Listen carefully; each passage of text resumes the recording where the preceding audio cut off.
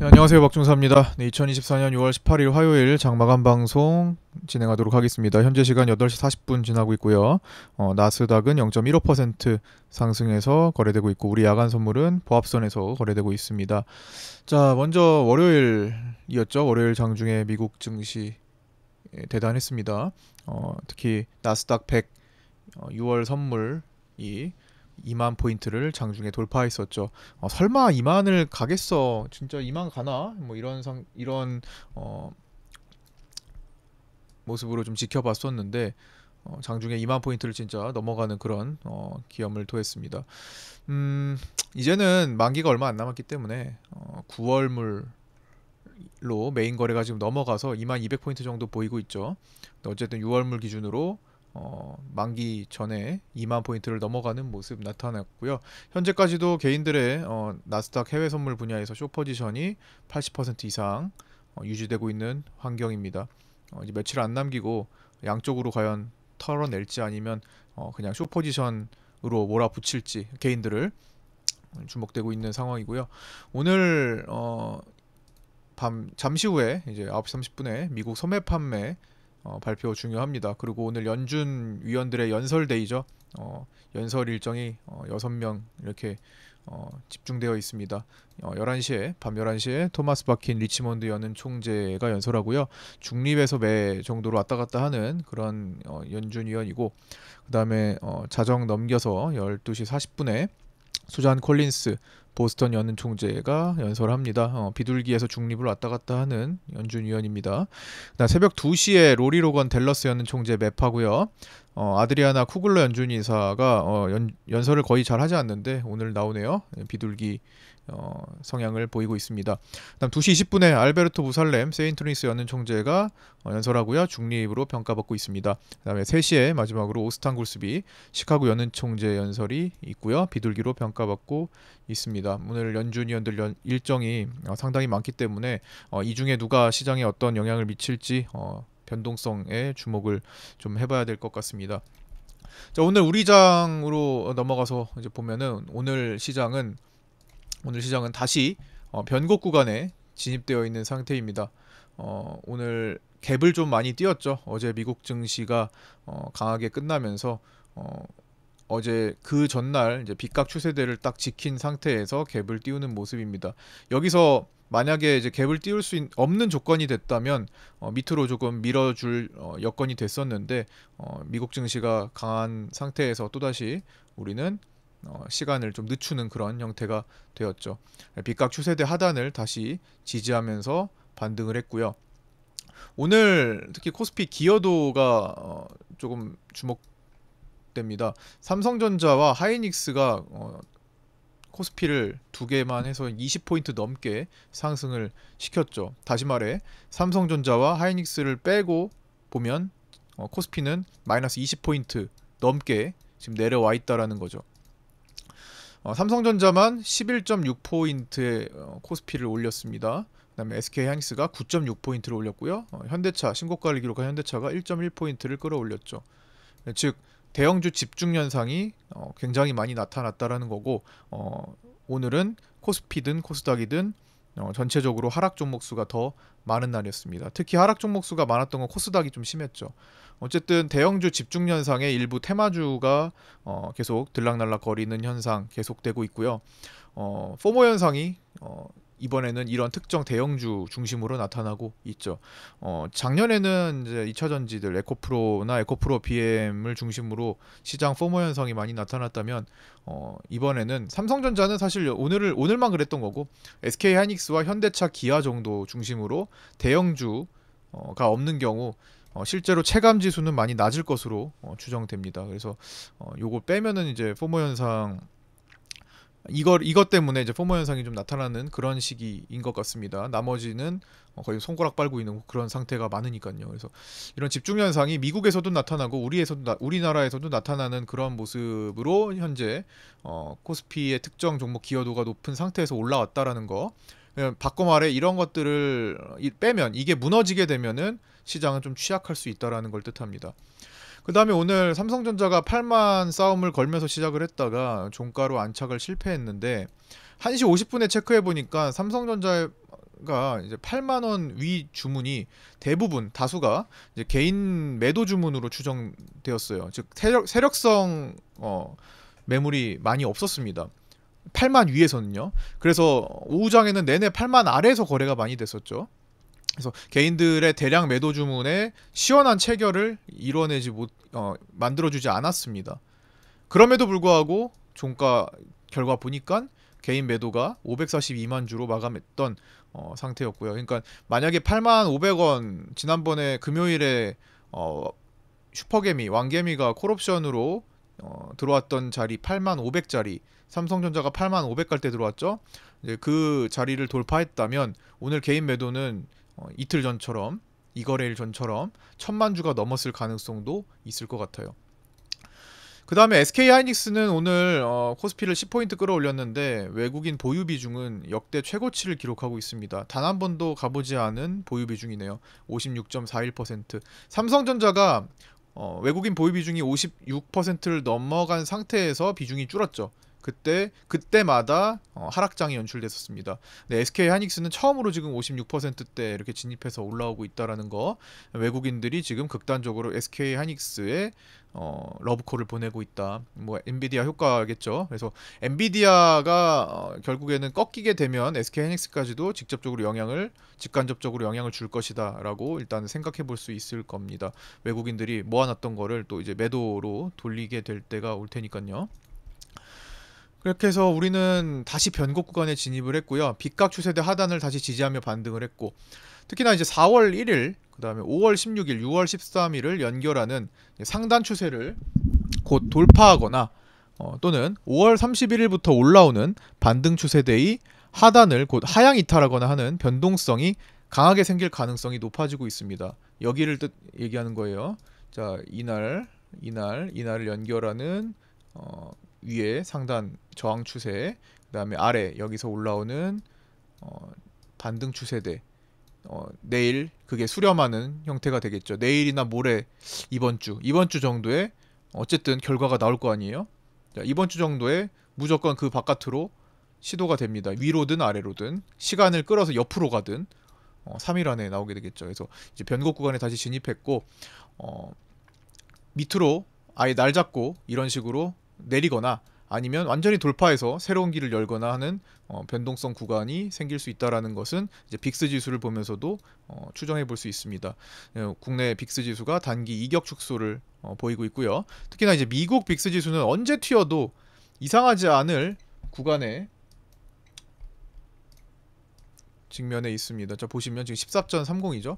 이게 연간이죠. 연간 빅스 S&P 500 빅스 선물 지수인데 거의 대바닥권이죠. 2018년 그 미중 무역 분쟁 있을 시기 전에 보였던 자리보다는 조금 높지만 어쨌든 지금 이 점선 구간, 그 저점 구간에 머물러 있습니다. 언제든지 튀어올라도 이상하지 않습니다. 변동성이 갑자기 생겨도 이상하지 않다라는 거예요. 자, 그 다음에 이제 코스피 선물은 오늘 외국인 환매수 중심으로 7천억대, 장중에 7천억대, 8천억대까지 선물 매수가 늘어나다가 오늘 종가로는 조금 줄여서 7,700억대로 마감했습니다.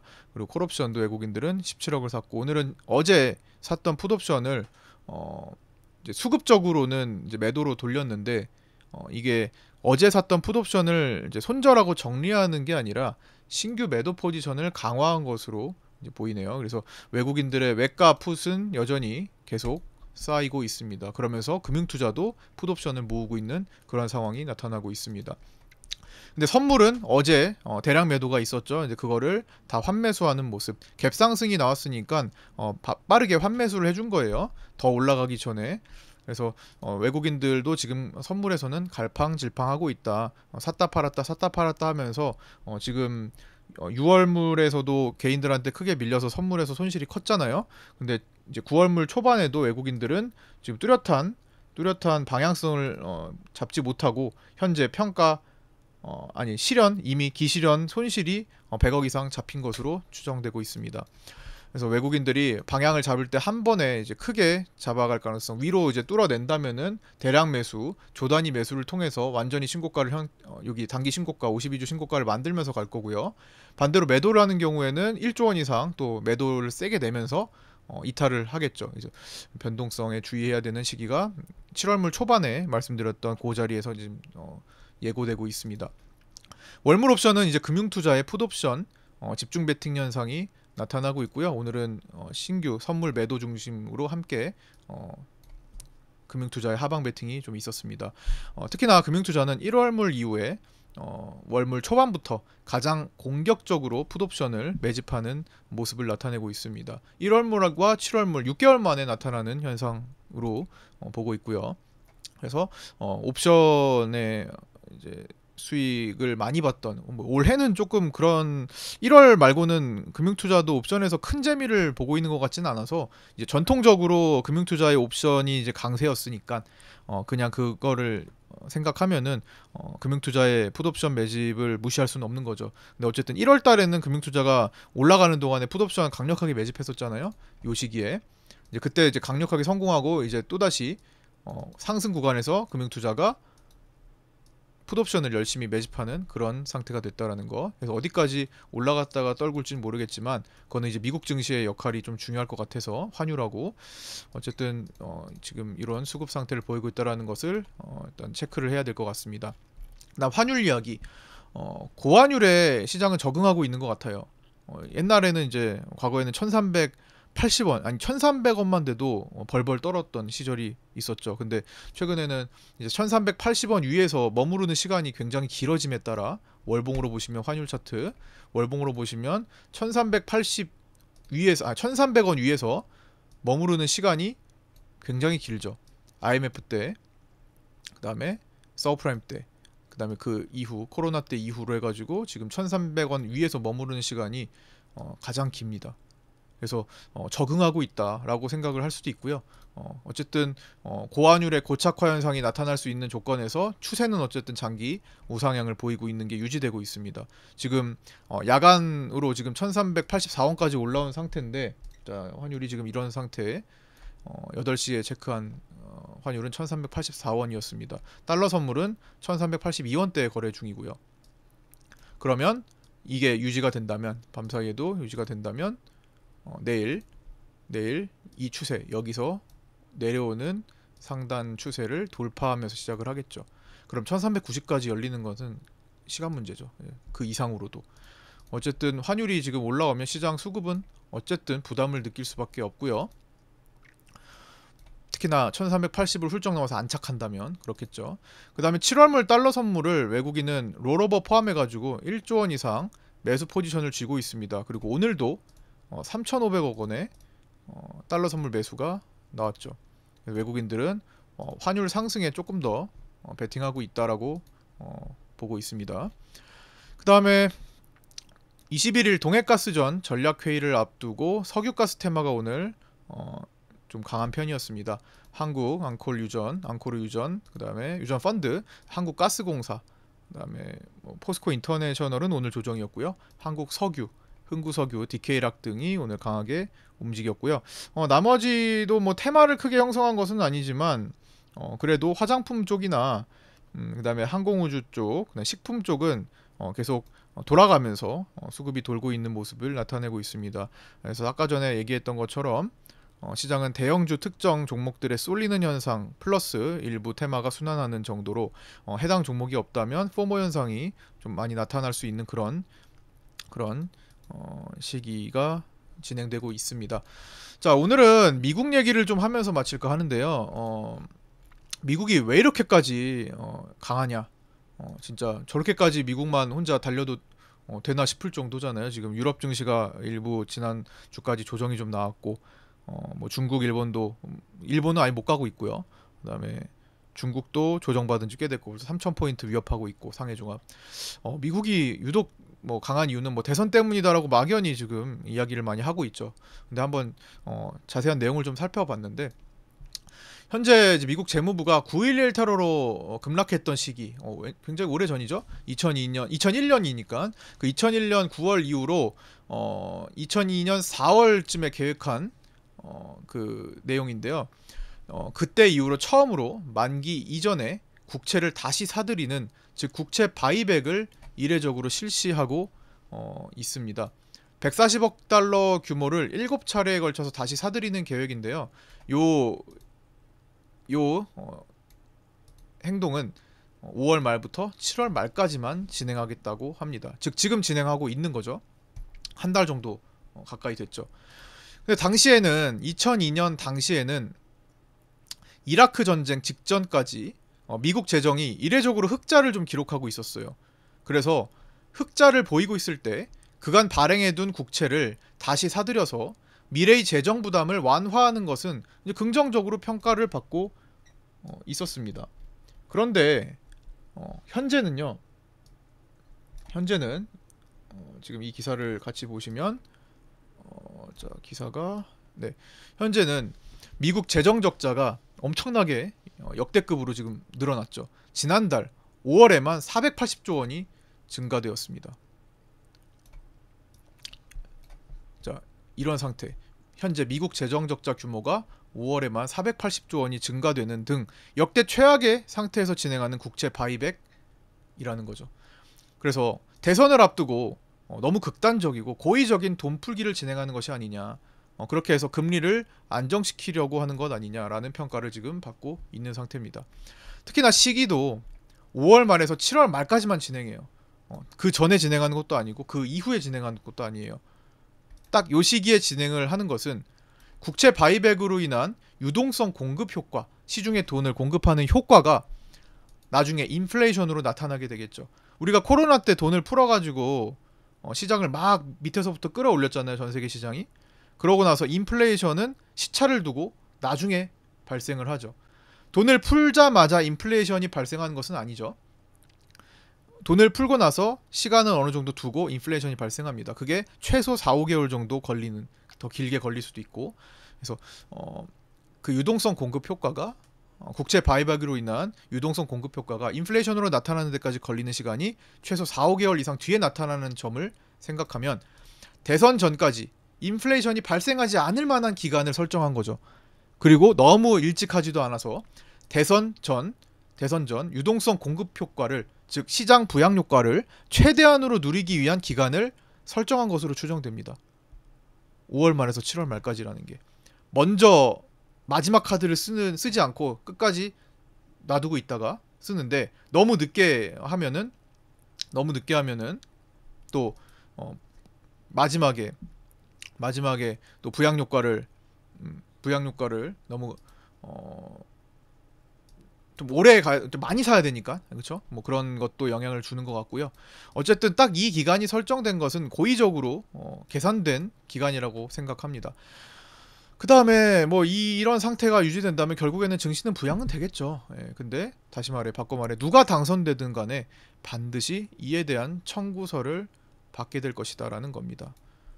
이게 무서운 거죠. 나중에 11월 이후에 뭐 인플레이션이 다시 올라가는 시기가 일단은 지금 2%를 목표로 달리고는 있지만 나중에 올라가는 것은 그때 해결할 문제다라고 지금 생각하는 것 같습니다.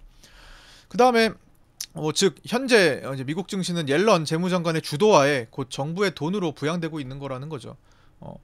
또 다른 거, 자 TJ 차트 잠깐 볼게요. 요건데요. 자 지금 보시면 여기가 4월 달입니다. 이게 지금 미국 재무부 잔고 계정입니다. TJ라고 하고요. 여기가 잠깐 올라갔던 시기가 있어요. 4월 15일까지 올라갔었는데 요게 미국 세금이 들어왔던 거예요. 4월 15일까지 세금을 거둔 그 금액입니다. 이걸 지금 어떻게 됐어요? 다 썼죠. 자 여기서 올라갔던 것좀 다 썼잖아요, 그죠? 이게 지금 현재니까 2달 정도 됐죠? 4월 15일까지 걷고 2달 만에 지금 세금으로 거둔 돈을 다 썼다라는 겁니다. 그래서 어디로 갔어요? 증시 부양 목적으로 지금 돈이 풀렸죠. 실제로 4월 15일 미국 세금 납부 시한을 기점으로 재무부 일반 계정, 즉 TJ의 잔액이 9,300억 달러 가까이 불어났었고 그 이후에 지금까지 2,500억 달러 가까이 줄어들었습니다. 즉 다시 세금으로 들어왔던 돈 원위치 됐다라는 겁니다. 대선을 앞두고 재무부의 공격적인 돈풀기가 진행되고 있다라는 거고요.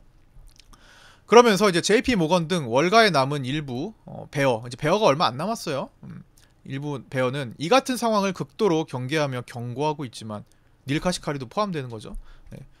실제 시장에서는 대선 전까지 유동성 공급의 극대화로 피벗, 즉 금리 정책 전환 기대감이 강화되면서 상승 모멘텀을 더 이어갈 것에 베팅 자체를 늘리고 있다라는 겁니다. 언제 끝날지 모르는 베팅을 늘리고 있다라는 거죠. 그러나 당장 눈앞에 있는 이제 한화 7천조 이상의 돈이 자신들의 포지션을 마무리 짓는 그 7천조 이상이 걸려있는 이번 내마녀의 날을 기점으로 단기 청산 시그널이 나오는지 주목할 필요가 있습니다. 이게 이제 변동성 전후로 내마녀의 날 끼고 전 며칠, 전 일주일과 후 일주일 정도를 주의해야 된다라는 거고요. 뭐 지금 돈을 푸는 상황이 7월까지 이렇게 이어진다면 7월 말까지 이렇게 계획대로 이어진다면 사실상 7월 말까지는 시장이 뭐 큰 폭으로 흔들릴 일은 없어요. 약간의 조정은 거칠 수 있겠죠. 뭐 조정 없는 상승은 없기 때문에 뭐 일시적으로 지난번처럼 한 일주일 정도의 뭐 조정은 나올 수 있겠죠. 1, 2주 정도 많아야 봐야. 그러나 이제 대폭 큰 폭락은 이런 실제로 돈을 푸는 정부가 돈을 푸는 행동을 지속하는 한 어쨌든 방어할 테니까요. 옐런 재무장관이 나서서 방어할 테니까 뭐 큰 폭은 나중에 대선 직전이나 뭐 대선 끝나고 정도 부터 나타날 가능성이 일단은 높다고 보는데 그뭐 수급 변화를 좀 계속 살피긴 해야겠죠. 예. 이제 마무리하자면 이제 오늘 종가 코스피 선물은 투신이 신규 매수 베팅을 3천억 이상 진행했습니다. 종가에. 요즘 투신이 종가 베팅하는 게 성적이 좀 좋지는 않아요. 1월, 2월 달에는 투신이 베팅하는 대로 종가 베팅하는 대로 방향을 잡았는데 뭐 5월, 4월, 5월 들어서 그 이후로는 투신이 종가 베팅하면 반대로 간 적이 더 많았습니다. 네, 참고해 보시고요. 데이터니까 투신이 신규 베팅 3천억 이상 진행했던 거 반대로 나머지 개인 외국인 금융투자가 나눠서 종가에 조금씩 매도하면서 끝냈습니다. 자, 잠시 후에 있을 미국 소매 판매 지표가 발표가 되고 그 다음에 아까 전에 말씀드렸던 대로 토마스 바킨 연은 총재 등 연준 위원들 연설이 최소 5건 이상, 6건 이상 예정되어 있습니다. 미국은 주요 기관들이 롱 포지션을 지속적으로 유지하며 한화 7천조 이상이 걸려있는 내마녀의 날 앞두고 머니게임을 지속하고 있고요. 당연히 변동성에 주의하며 지켜봐야 될 것 같습니다. 뭐 수급이 외국인들이 이렇게 갈팡질팡하는 시간 동안에 특히 지난주 내마녀의 날을 지나오면서 어려운 점이 있죠. 수급대로 외국인들이 뭐 방향을 확실히 잡아줘야 우리는 해석하기가 편하니까요. 근데 외국인들이 이렇게 들락날락 갈팡질팡 자리를 잡지 못하고 있을 때는 조금 위축 조심, 축소 거래할 필요가 있습니다. 스스로 방어를 해야 되겠고요. 너무 무리한 베팅을 삼가시는 게 좋을 것 같고 어느 정도 윤곽이 드러나면 그때 기존에 했던 트레이딩 방식을 유지하면서 나아가시면 될 것 같습니다.